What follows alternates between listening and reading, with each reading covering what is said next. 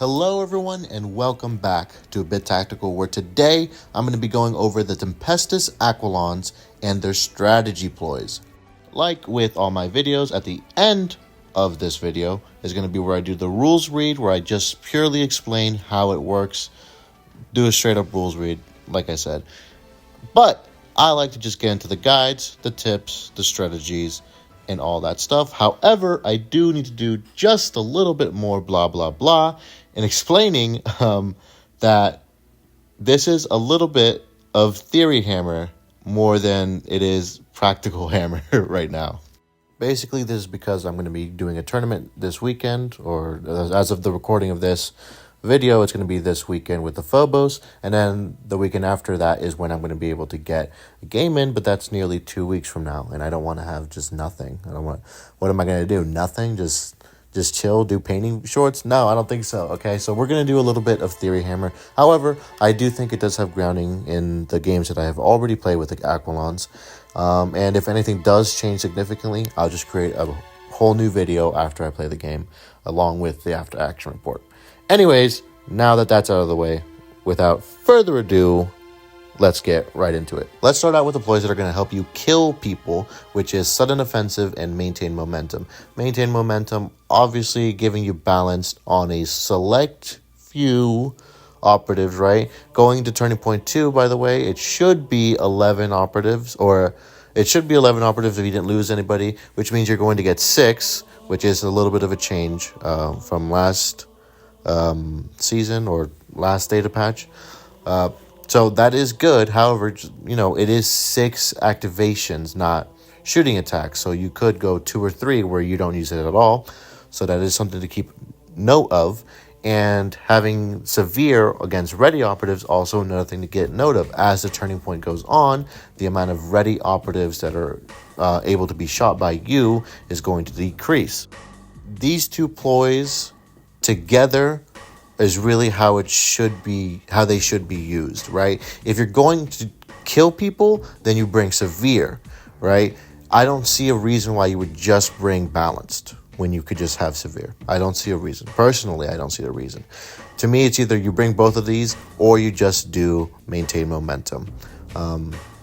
That personally, from the games that I played, every single time I always think to myself, I should have just played severe. I should have just played maintain momentum.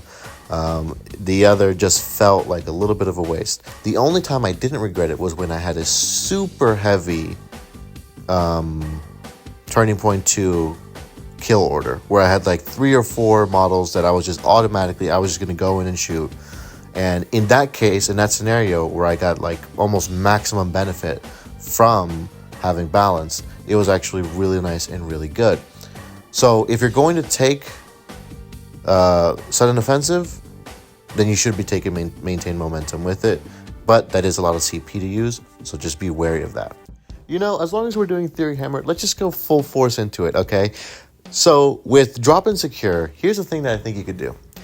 If you have in turning point 2, your troopers, almost all of them, up above, right? 3 troopers if you want, or if you have more that you put on your team for whatever reason, you can use that 4 inches to maximum effect, okay? If you have not just the middle objective, the home objective of your enemy, if you find yourself on a map where that home objective is actually really close to the center line, it is actually possible for you to drop your troopers within range of that objective. So if you do Drop and Secure and then fight with your opponent with your troopers, right, which are really expendable models, you could actually really disrupt their plans and force them to kind of fall back a little bit just to deal with you, or to waste activations dealing with you on their home objective while you might have already capped it and then denied them that objective. Or you constantly force them to keep on going back and forth with you while you either keep capping it or keep getting in the way, and now they can't control it because it's one more control for you. There's just so much that you can do to annoy your opponent, either forcing them to kill you or waste opportunities by killing or by trying to kill you and failing, right? You drop and you're obscured. So if they have anybody that's outside of 2 inches of you, there it's an obscured shot. You have a more than decent chance of surviving that, right? Just again, obscuring is such a crazy combination. They have to fail one successful roll, right? They then have to they can't get any crits on that. Like, it's really good. So that's something that I think you could really do with that. But on the more practical side, on actual things that I've done, it's just really nice, right? Being able to have that extra attack on the melee just allows you to parry out potentially, and actually segues in really nicely. I just want to say one more thing on Drop and Secure. The Aquilons, if you want to win with them, I'm not saying you have to go defensive all the time, but going defensive is really good. They're a really good team at playing defensive in KG. So doing this on a center marker and then fighting it out with all your big guns and the people that have already dropped during the first turning point, it's really effective. It can be really powerful. So that's just something to keep in mind. But again, speaking of Theory Hammer, something that it could pair really well with, okay, is Eye Above, which allows you to literally drop a marker on any enemy model. There's no sight range or within whatever. There are no caveats, just you pick an enemy model, and then anyone within 3 inches of them, they get a detected token, and anyone who's detected, they can basically parry out you can parry out 2 of their hits with one of yours, which on everybody else is like nice. It's a nice little thing for you to do. It can really help you survive, right? Especially if somebody rolls badly against you, or just even rolls normally, right? They get 1 hit. You're an 8 wound team. I'm trying to think. I don't think there's a single melee weapon that does 8 damage. There might be one on a team that I just don't know right now, but nobody can one-shot you. So with that being said, you can then parry them out if they get 3 hits, right? But a lot of melee operatives, they do have 5 attacks. Getting 4 hits isn't uncommon, especially if they're hitting on 3s. Like, there's a lot of caveats to it, right? But there is one thing that you could potentially do, right?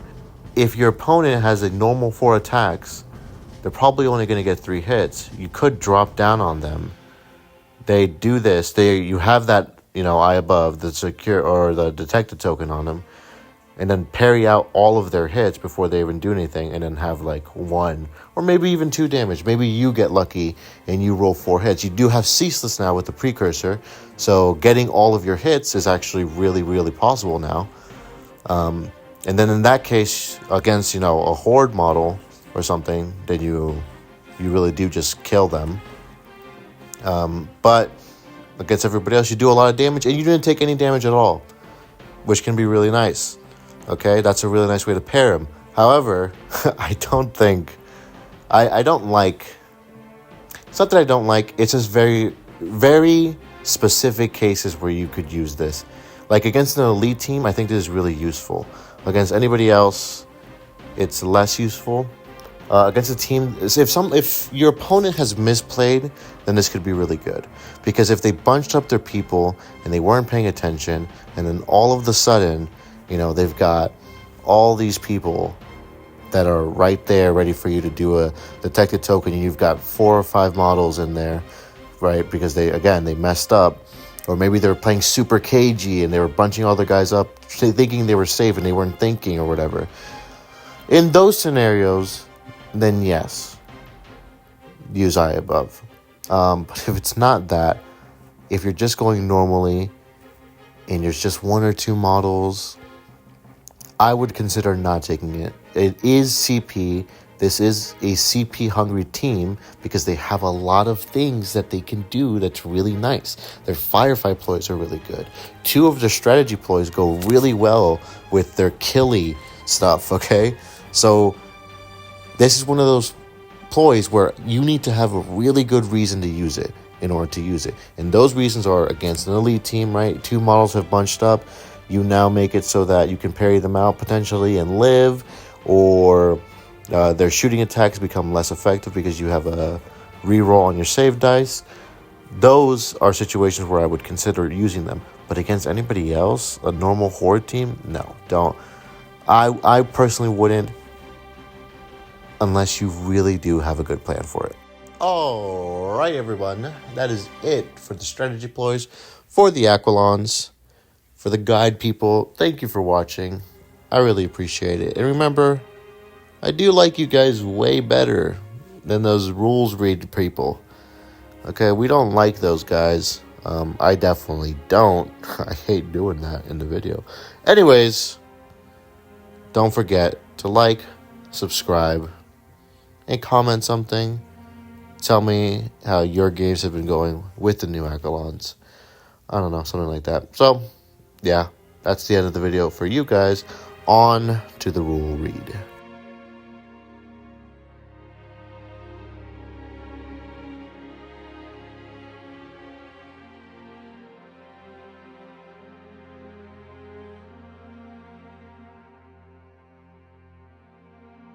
Alright, let's start out with sudden offensive. Count the number of friendly Tempestus Aquilon operatives that aren't incapacitated, then have the result rounding up to give you X until the end of their activation. Friendly Tempestus Aquilon operative weapons have the balanced weapon rule if they are the first friendly operatives activated this turning point equal to X. For example, if you have 5 operatives, the first 3 friendly operatives activated will benefit. So, in turning point 2, if you have 11 operatives, you will have 6 activations to use balanced on your weapon attacks. That is 6 activations, not 6 shooting attacks. You don't have 6 instances of balance. You have 6 activations with which you could have balanced. Okay? Just so you know. And you don't accidentally cheat. Because we don't do that around here. Moving on to maintain momentum. Whenever a friendly Tempestus Aquilon operative is shooting against or fighting against a ready enemy operative, that friendly operative's weapons have the severe weapon rule, which is really good. Basically, ready means that that person hasn't been activated yet this turning point. If that's the case, you have severe against them. Next up is eye above. Select one enemy operative. That operative and each other enemy operative within 3 inches of it gains one of your detected tokens until the end of the turning point. Whenever an enemy operative that has one of your detected tokens is shooting a friendly Tempestus operative, you can re-roll one of your defense die, or is fighting or retaliating against a friendly Tempestus Aquilon operative, one of your blocks can be allocated to block 2 unresolved hits.